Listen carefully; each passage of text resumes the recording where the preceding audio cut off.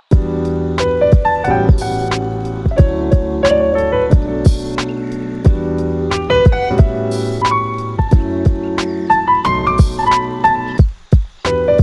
guys! Welcome back to my channel. Today I have another recipe for you guys.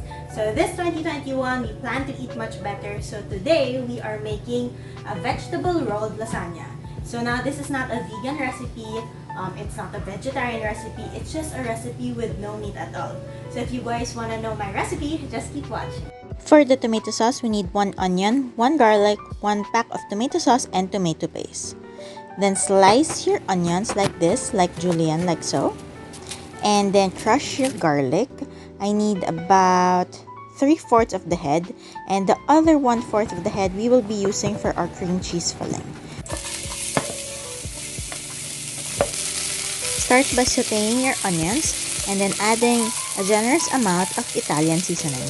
Make sure to put this while you are frying, as I feel like the flavor comes out more that.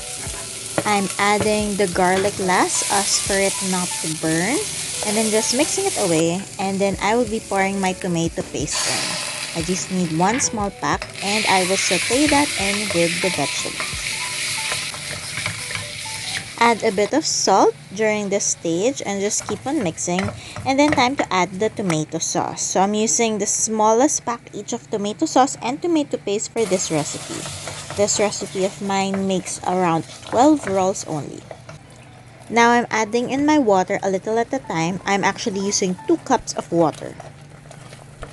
Let's now prepare our cream sauce or our bechamel sauce.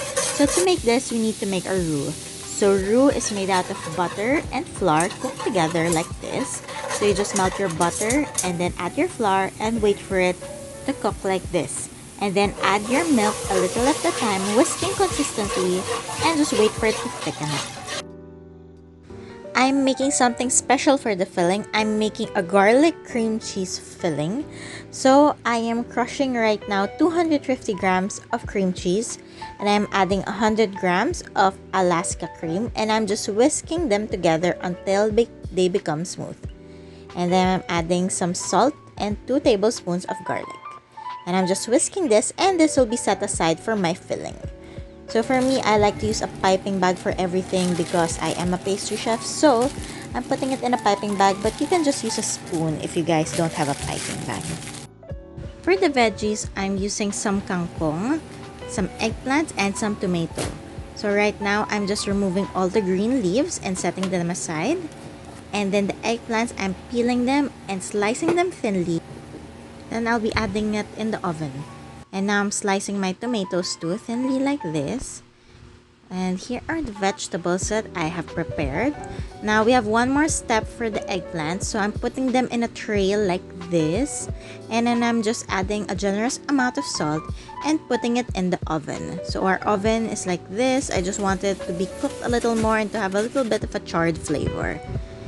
Next, I'm cooking my lasagna noodles. Make sure they are cooked perfectly already, because these are going in the oven for around 10 minutes only, so we don't have any time for them to cook and expand even more.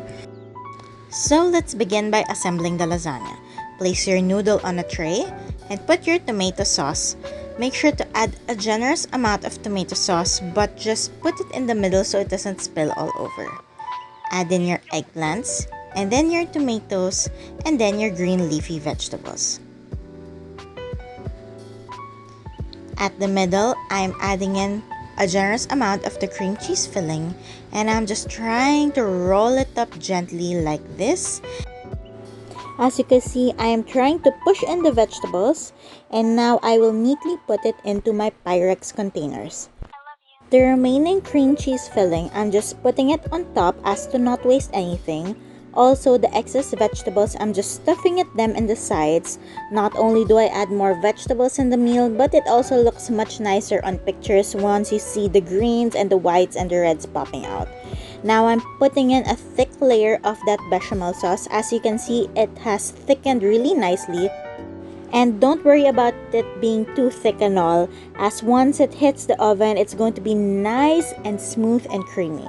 So now I'm just adding in more cheese on top. I'm adding cheese, and then I'm adding a bit of mozzarella cheese on top too for a bit of a different texture. And this is how it's gonna look like. And then I'm putting it in my oven. I'm baking it for around 30 minutes or until it becomes nice and bubbly and brownish like this. Now it's ready to eat.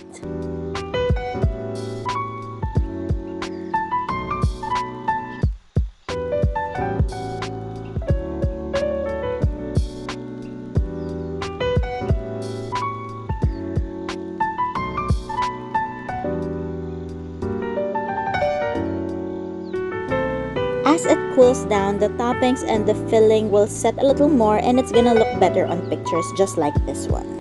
So this is the final product, guys. I'm done. It's very, very hot. It's piping hot, and let's give it a try.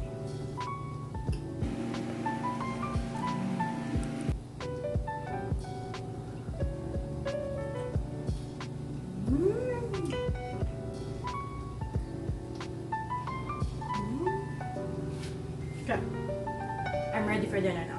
So thank you guys for watching. I hope you can try out this recipe right here. I'll leave the recipe down in the description box below. And I hope you can like and subscribe and watch more of my videos. See you soon. Bye!